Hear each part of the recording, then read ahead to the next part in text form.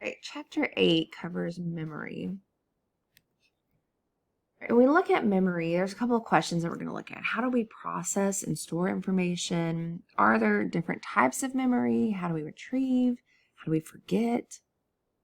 So the first thing I want to look at is that memory, it does involve three different systems. It is like a computer, okay? So you have your encoding, and then you have your storage and your retrieval. Encoding is going to be when the brain receives information. We are hit with tons of information all the time. And the information that we choose to pay attention to, we pull in, we bring, we move over, we label it, we organize it. And we put it with similar stuff. So think about when your mail comes in. If you go out to the mailbox, you get all this stuff. You've got all this information in there, and then you sort it. Okay, this is trash. This is trash. This is important. This is something that I need to look at, but not right now. This is something I have to look at right now. So you take it and you kind of immediately sort it. What's not important, you put over to the side, you throw in the trash, you don't even look at it. That's kind of when the interference happens, we're hit with something, we don't pay attention to it, we forget about it. It just falls by the wayside. And then we organize stuff with similar stuff. Okay, these are the bills I need to look at. These are the packages I need to address right now, whatever it is. Okay. And then you connect your new concepts to existing concepts. Okay. So if you hear some information, it was really interesting, you already know a lot about the brain, you can go in and you can tie that information to it. Okay. We have two different types of processing: automatic processing and effortful. Automatic is when we're usually unconscious or not unconscious, but we're done without conscious awareness. Have you ever been driving and you get home and you're like, oh my gosh, how did I get home? Like, did I run over something? Did I cause any major accidents? Did I run any red lights? That was automatic processing. You've done it so much and you were thinking about other things. Your brain says, I've got this. You can think about that. Okay. You're just doing it without conscious awareness. Okay. Effortful processing is going to be encoding of details that takes time and effort. Okay. What you studied last, learning that new skill, you're not going to learn something without putting effortful process in it. Okay. So that's the two types of encoding we're looking at. With, of processing, encoding occurs through two types of processing. There's different types of encoding.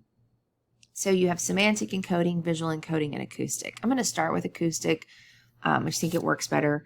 So acoustic is that encoding of sounds. Okay, so if you break some word up into 3 syllables, then that will be encoding. If you sing a song or you hear music or something, a sound is going to help you remember that. So for instance, if I ask you to remember the word thunstofam, a lot of people break it up into 3 syllables.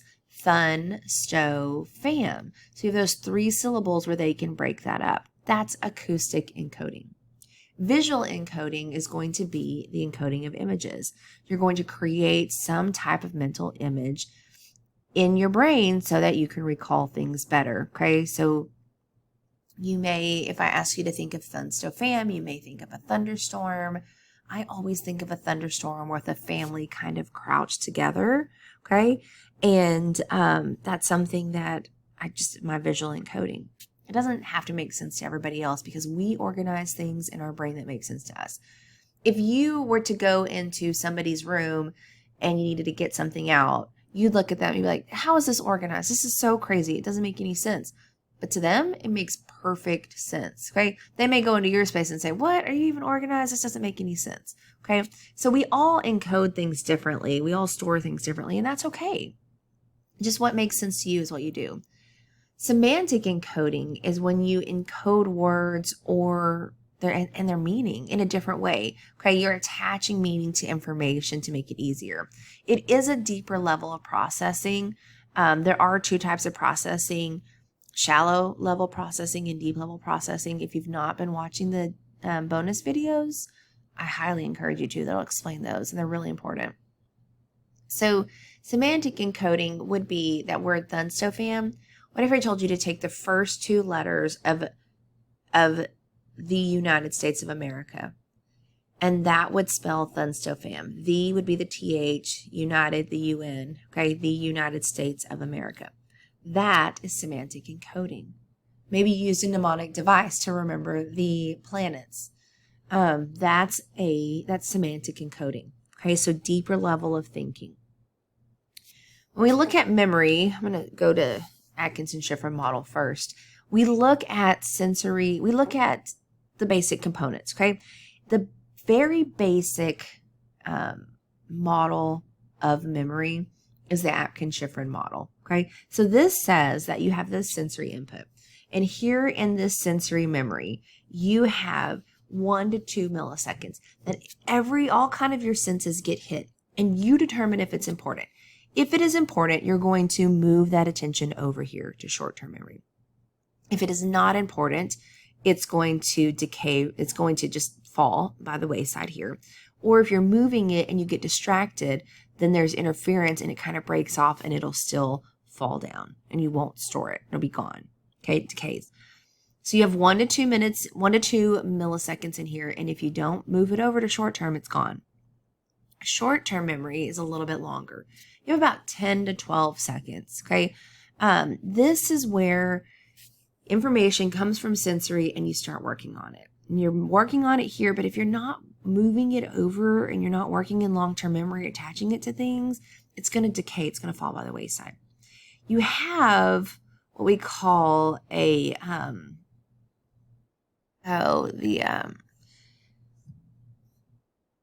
working memory, that if you're actively working and you're actively engaged in what's going on, you'll have more storage, okay? And so I like to think of it as kind of moving between short-term and long-term, but this is like a workbench. It's called working memory, but I always think of it as a workbench because it has a limitation of how much it can store without being transferred over. You'll have 30 minutes where you're working on this workbench, okay, on this working memory. Think of it as a desk. So you've got your workbench right there, and you're putting stuff on. You've piled one book on. You piled a notebook on. You piled 2 or 3 notebooks on. And the pile is getting bigger and bigger and bigger. But what happens as the pile gets bigger is it starts to get unstable. Finally, you put something on and something falls off. And then you add something else and something falls off. And you add something else and it just keeps falling off. That is equivalent to taking your workbench here, your working memory, and not moving it over. That would be the decay. When you start studying and you stop and you answer your text message, guess what happens? All the information you had, you just lost because you didn't move it over. You have to limit your distractions. You have to be focused. You have to be actively engaged, attaching it to something you already know, focusing in on it. When you're in a lecture and you're listening, and then all of a sudden you start thinking about how you want to know what you're going to cook for dinner, you wonder what's going to happen. Ooh, let me check my phone. I'm sure somebody's texting me. That all is messing up that interference, and you're losing all that you've worked for. Okay, so you have to focus and you have to pay attention. That's why when you're reading your textbook and you close it, you can't remember a single thing that you read because you never moved it over. There was so much interference. You just read, and you mindlessly read while you were thinking about someone that's super cute, or that movie you want to watch, or you were listening to that music and it was a really good song and it got you thinking about different things, and then you don't know what you read. Okay? You have to decrease those distractions. You have to attach it to something you've already learned before so that you can know what you're doing. So you may not have much in your psychology folder in your brain. That's okay. You're still attaching it to what you've learned. Okay, I've learned that the brain is in there. I've learned that there's working memory. So let me look at this Atkinson-Shiffrin model, and I'm working on attaching it and getting it moved over. Once you get it to long-term, most psychologists believe that long-term is limitless, that it's in there. You just kind of have to figure out how you stored it or where you stored it. So the recall needs to come. The next, a more difficult, a more,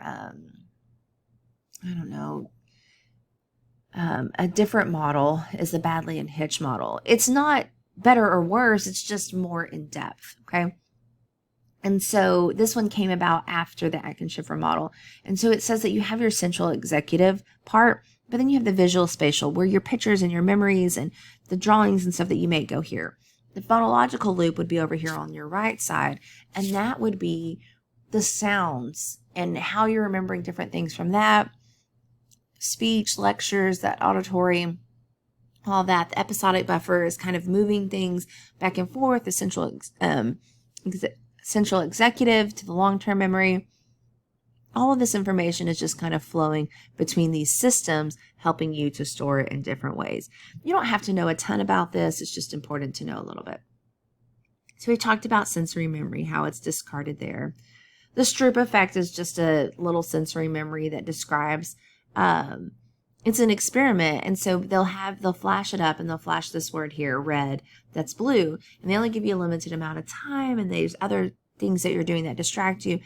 And sometimes people will say blue because they just looked at it and their brain says that's blue, even though they didn't read it where it said red. And so it's just a little experiment that can be done over sensory memory. Chunking is really important because it really helps us to understand and remember different things. Okay, so George Miller in 1956 created the magic number 7. He said that 7 plus or minus 2 was the magic number. So meaning that 5 or 9 were ideal for us to remember. Okay, so 5 items or 9 items are really helpful. And so that's kind of where we're talking about with that short-term memory, discarding that or keeping it in there. But it's also when you're reading, read 1 or 2 paragraphs, stop, ask yourself some questions about it, put something personal in it, like, oh, this reminds me when I was in chemistry with so-and-so, or when that really funny thing happened, that was this moment right here. That is going to help tie it in. But take that section, quiz yourself after it, because if you're just mindlessly reading, you're not going to remember it. And I'm here to tell you, I was the same way.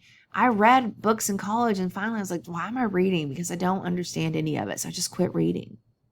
Right? So that's not healthy. I don't recommend that at all. Rehearsal is going to be that continuous repetition, trying to get yourself to remember it. Research shows us that in our long-term memory, the serial position effect has an impact on us. Primacy effect is we were best remember things at the beginning of the list, and recency effect is we're better, that our memory is better at the end. Okay, so if we look right here, you'll see they did a test and people remembered most at the beginning or at the end. So if I asked you to remember a number, 903-463-8630, some of you may chunk the 903, like, okay, I've got the 903, I don't need to remember that. I need to remember the 463, 463, 463, and you may miss the 8630. Or you might have focused because the last thing you heard was 8630, so you're focused on that, and you may miss the 463. Or you may not know the 903, and so you're focused on that, and you miss that 463. What we found is what we hear in the middle, we usually lose. Okay, so you want the beginning. We know a lot because that's the first thing we heard, and we focused on that. The end is what maybe the last thing we heard, and that's what we focused on. There. So with long-term memory, if you look here, it has 2 different types. You have explicit, which is also known as declarative, and implicit, which is non-declarative. And then they're broken up into components from there. Explicit memory are our facts and our events that we can consciously remember, recall, declare. Episodic memory, that's your personal experiences, your memories that you have. For instance, your birthday party when you were 5. Or what you had for lunch or dinner yesterday, or what fun activity you did last weekend. That's your episodic memory. It's also known as autobiographical memory. Now, your semantic memory is different.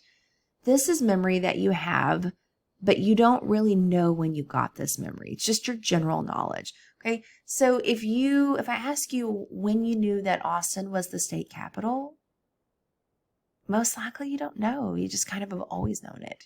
Now, if you just moved to Texas or you're not even from Texas, you probably can remember when you learned it. Oh, I remember when I had to do my state capital test in geography, all of that. But most of the time we just don't know. We just always knew. Or if your birthday, you've always known when your birthday is. Even though you really didn't know, you had to learn it at some point. You just know. It's just general knowledge. Some people have, they're called super memory people. And so they have that hyperthymasia, which is going to be where they don't forget anything. They remember everything without large detail. Like with your interviews from 9/11, you were able to ask people something that happened 21 years ago. or longer. And they can remember it with vivid detail. But you can ask them what they had for breakfast yesterday.